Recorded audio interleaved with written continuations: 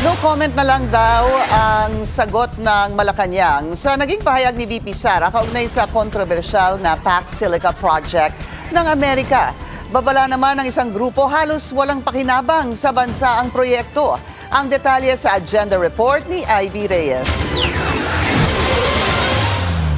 Kung paano sinagot ni Vice President Sara Duterte ang issue ng Pac Silica Initiative ng Amerika, ganoon din sinagot ng palasyo ang tanong ng media na mukhang hindi raw alam ng pangalawang pinakamataas na opisyal ng bansa ang proyektong ito ng pamahalaan. Alvin, na nawalan ng tulog dahil sa Pac Silica.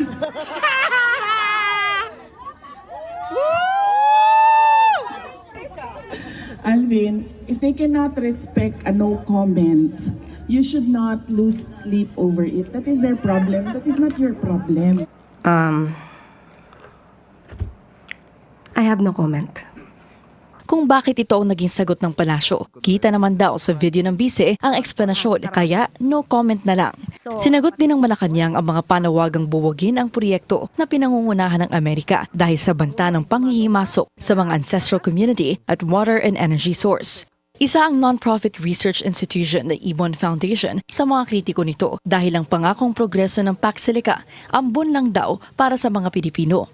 It begins and ends with the United States ayon sa Ibon Foundation. Disproportionate daw kasi ang gains na makukuha ng Pilipinas na binuksan ng higit 1,100 square meters na lupa sa Tarlac. Dagdag pa ng Ibon, ayon mismo sa Philippine Statistics Authority, 42.6 billion pesos ang kabuuang foreign investments ng 2026 sa first quarter pa lang.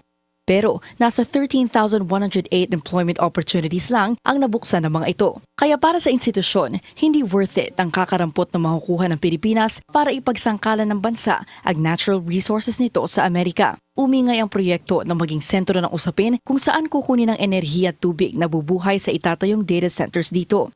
Matapos ang press conference ng Bases Conversion and Development Authority o BCDA noong nakaraang linggo, muling nagsalita ito ngayon at sinabing gumugulong pa ang kanilang pakikipagpulong sa mga komunidad. At present, BCDA is undertaking ground assessment activities in the area. These activities are being carried out to ensure that planning and decision-making are based on accurate assessment on the ground and are conducted in a responsible and orderly manner. Nothing is set in stone pagdating sa Pac Silica sa ngayon. Subject to changes daw ang provisions ng proyekto base sa mga ganitong issue na inihahain sa gobyerno. Para sa agenda, Ivy Reyes, Billionaire News Channel. Mag-follow sa aming mga social media accounts at mag-subscribe sa aming YouTube channel para sa pinakahuli at eksklusibong mga balita.